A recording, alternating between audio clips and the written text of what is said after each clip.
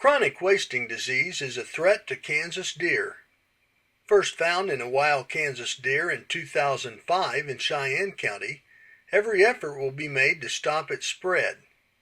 Jonathan Connard, assistant professor of biology at Sterling College, explains a 3-year research study just completed at Quivira National Wildlife Refuge designed to learn more about wild deer movements and how these impact CWD transmission.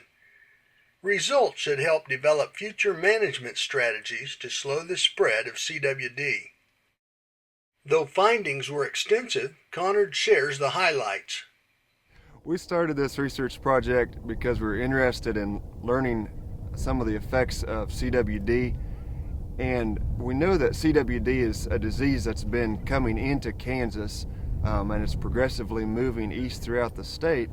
One of the things that we know about CWD is that it spreads through both direct contact and indirect contact, and so factors that influence how deer contact each other are going to be important. What we know about white-tailed deer is that they tend to be social animals, and they're typically found together in small groups. Especially the females tend to form what we call a matriarchal social group, in which there's an older doe and then her offspring and then their offspring. Typically tend to be found close together. Bucks are a little bit different in that they don't form those tight social groups. Bucks typically tend to be found more often by themselves. They have larger home ranges. They tend to move around quite a bit more, and our genetic data essentially back that up. And since there's a high population density of deer here at Quivira National Wildlife Refuge, we were really interested in finding out what the effects of CWD might be for the deer population, and then also, more importantly, to look at some of the different landscape features and management practices that might influence how deer come into contact with each other.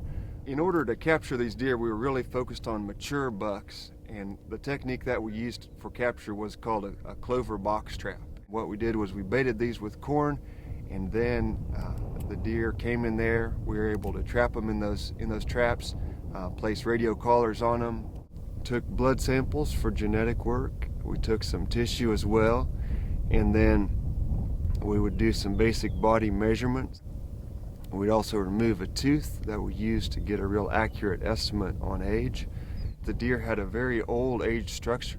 Some of the wild deer here were living to be into their teens, easily 13, 14 years old, and so for those does, there's definitely some very long-lived does out there. The GPS collars that we put on the bucks were highly accurate. We were able to get data with about 10-meter accuracy, and we had those collars set up so that they'd obtain fixes just around every 7 hours, and so we were able to get a pretty good handle on where these deer were at any given particular point in time. When the study was completed, we were actually able to trigger the GPS collars to drop off.